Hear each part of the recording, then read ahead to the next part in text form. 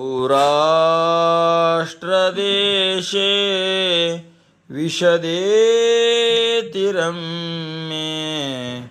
ज्योतिर्मयं चन्द्रकलावतंसम्।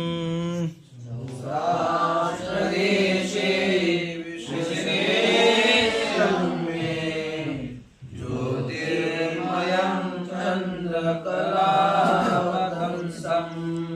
भक्तिप्रदानाय कृपावतीर्णं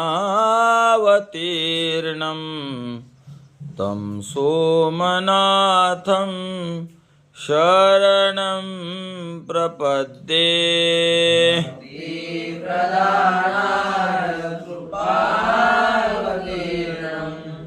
तं सोमनाथं शरणं प्रपद्ये। सौराष्ट्र या देशामध्ये, गुजरातमध्ये सौराष्ट्राचं अपभ्रष्ट रूप होऊन सोरटी सोमनाथ असं नाव पडलं. सौराष्ट्र देशामध्ये विशदे अत्यंत पवित्र आणि अतिरम्य, त्याचा अन्वय जर करायचा झाला तसं करा, विशदे अतिरम्ये सौराष्ट्र देशे, अत्यंत पवित्र आणि रमणीय अशा सोरटी देशात, सौराष्ट्र देशात, ज्योतिर्मयम चंद्रकलावतंसं कृपावतीर्णम,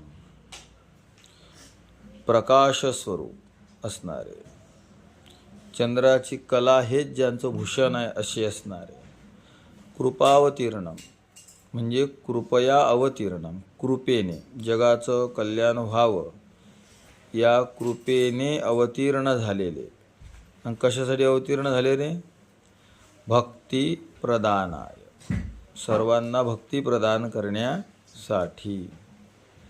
अशा तम सोमनाथम, त्या सोमनाथाला, शरणम प्रपद्ये, मी शरण आहे. सोमनाथ का म्हणतात? सोमनाथ म्हणजे चंद्राचा स्वामी. दक्ष प्रजापतीच्या 27 मुली, म्हणजे हे 27 नक्षत्र बरोबर चंद्राला दिले, त्यातले रोहिणीवरच चंद्र जास्त प्रेम करायचा, 26चा अनादर करायचा. म्हणून दक्षानं शिकवण दिली की भाऊ असं करू नको, तू चांगल्या कुळात जन्माला. चंद्र हो म्हणला आणि पुन्हा तसंच वागायला लागला. मग दक्षानं शाप दिला TB होण्याचा, क्षयरोग जडण्याचा. मग तो क्षयरोग, कारण सृष्टी मग अनबॅलन्स व्हायला लागली, मग तिथं जाऊन तप केलं चंद्रानं, त्याचा तो रोग गेला.